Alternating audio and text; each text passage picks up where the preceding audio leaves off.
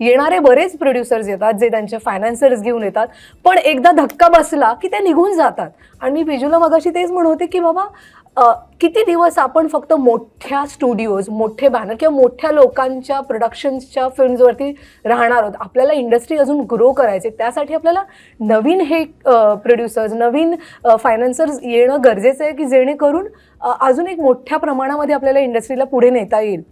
But तिथे जर का ही मंडळी मारली गेली because of the lack of knowledge of post production नंतर जे काय आपल्याला फिल्म कशा प्रकारे सगळींकडे पोहोचवायचे ते जर का नॉलेज नाही आपण दिलं तर ते खचून निघून जातील. It will be like a one time production, one time producer आणि मग त्याचा आणखीन परिणाम होईल. कारण तीच प्लेयर्स, तीच मंडळी, तीच 2-3 सॅटेलाईट चॅनल किंवा तीच 2 OTT प्लॅटफॉर्म्स ह्याच्यावर आपण किती दिवस टिकणार.